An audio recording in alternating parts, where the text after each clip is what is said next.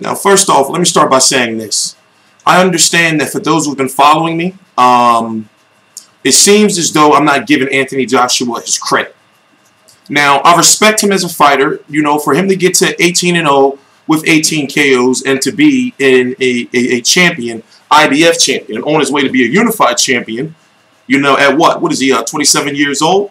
You know, you have to give, and to be a gold medalist, you have to give respect where respect is due.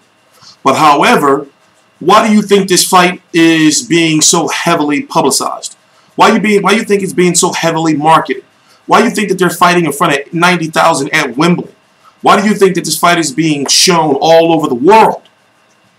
It's because it's a fight where Anthony Joshua can lose, right? So for me to say that I feel that Wladimir Klitschko is going to win, we are not psychics. We are not the Lord. We don't know who's going to win these fights. But what I do is I do my best to provide sound logic and reason for why I feel Wladimir Klitschko can or will win. I'm wondering if Anthony Joshua can overcome the high ring IQ of a Wladimir Klitschko. Wladimir Klitschko, even though he may be long in the tooth, but in this day and age of modern sports and medicine, being 41 in boxing is not that old. A friend of mine over on my Instagram, his name is Drew, says something along the lines that he's not concerned about Wladimir's age, but his inactivity. I can understand that. The last time he fought was November of 2015. That was against Tyson Fury. Remember, that's no fault of his own. Okay, well, there was an injury on his part, but then Tyson Fury, you know, ended up holding up the fight, you know, because of his personal issues or whatever. I'm not saying, you know, that there's nothing wrong with that he had to take care of his issues. But the point I'm trying to make is, what if Wladimir Klitschko is just too smart for Anthony Joshua? He can beat you in so many different ways. What if he decides to say, okay, let me see if AJ is going to fall for the let me jab him then hold him, or let me hit him then hold him. You know, you think Wladimir cares how he wins? You know, he says he's obsessed. He wants his belt back. You think if he makes it a nasty, boring fight, does Anthony Joshua know how to fight really on the inside? No, a lot of hardcore Anthony Joshua supporters feel that, well, he's just a special talent. But what are you basing this special talent off of? I'm going to say, okay, all right, yo, Anthony Joshua's good. Yo, he is the next big thing, you know, like, dude is somebody you need to watch out for if he beats Wladimir Klitschko. But off of Dominic Breazeale, you know, off of Eric Molina, off of Michael Sprott, Jason Gunvern, Dennis Bogtov, Rafael Zubano-Love, Charles Martin. I see the glimpses of greatness, but at the same time, I also see a promoter doing his job, and Eddie Hearn, an awesome job in hyping him up. By the way, I forgot what we were talking about. I didn't really like the gloves are off for Anthony Joshua. That's what we're supposed to be talking about. I'm supposed to be giving my review on the show. The Gloves Are Off is an inside documentary look into the fighters as they prepare for the upcoming fight.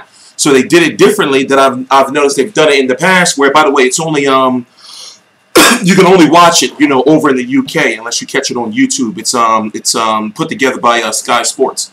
So the first episode was for Wladimir Klitschko. I enjoyed that because, see, just like the Gloves Are Off, which is the sit down with the mediator in the middle being Sky Sports' Johnny Nelson, what I noticed is that they're like it's intensity, it's tense. So people were saying they fell asleep and it's boring, but you know, I found it highly entertaining because when you look at one side, right, Anthony Joshua, if he loses, let's talk about the nitty gritty. If Anthony Joshua loses, he will be labeled, oh, he's a hype job. We always knew he wasn't that good. How did he lose to an old-ass 41-year-old Klitschko? And then imagine, the world is not kind, ladies and gentlemen. In this day of social media, right? In this social media day and age, he is going to get slaughtered. They're making the memes. Listen, they're working right now. Their fingers are working. Tyson Fury is going to have a field day. You know, Shannon Briggs, you know, he ain't really seemed to been having, no, he seemed to be cool with Anthony Joshua. You know, but yo, you know, and then if he gets knocked out, he'll be knocked out in front of 90,000. Just like George Groves in front of that 80K. George Groves passing, man.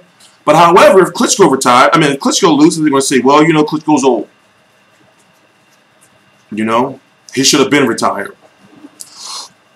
You know, it's not going to be as bad for Klitschko. You know?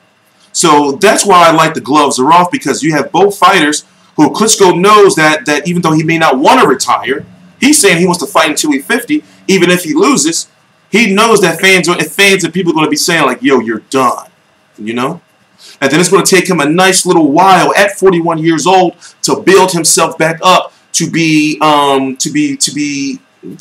looked at as being a threat as champion and or getting his hands on another title. It may take another 2 years or a year and a half or so. You know?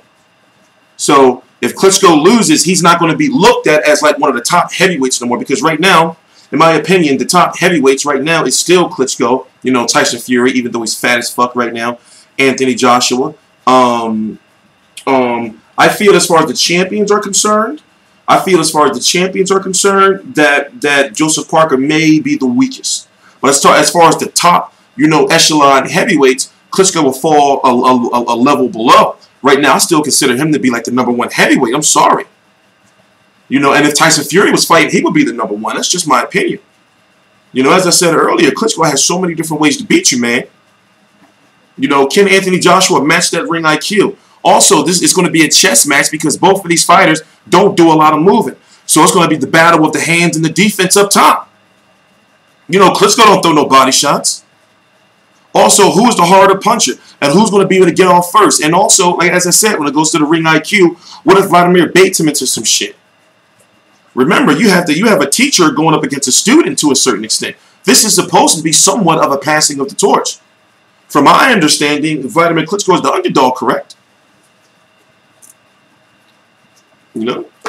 By the way, before I continue the rest of this video, let you guys know, hey, listen, for those who are just watching me for the first time, I understand you're probably like, who is this guy in his mom's basement, all kind of shit like that with the old-ass 70s wood panels. We're getting all this stuff taken care of. You know, I got everything. Listen, it's no better way to put it to say that thousands of dollars is being put into production. Now, brand new set, equipment, full 1080p, you know, programs, everything, you know. So I'm T-Street Controversy. This is T-Street Controversy Live. I cover every single major fight live. All the links to my social media right down below in the description box. And what I'm going to be doing is, if you don't know, here in the United States, Joshua versus Klitschko is going to be coming on 4:15 p.m. Eastern Standard Time. You know, what is it? 1:15 p.m. Pacific Time if you're on the West Coast. On Showtime. If you only have HBO, then you will be able to watch it on at 10:15 p.m. You know, or 10:45 p.m. But here's another thing. Showtime is supposed to be, if I'm correct, doing a free preview. So if you sign up, you don't even need your credit card if I'm correct, and you'll be able to get to watch the fight. So I'm actually going to do some more detail, get some more details on that, and put the information down on the website fightview360.com.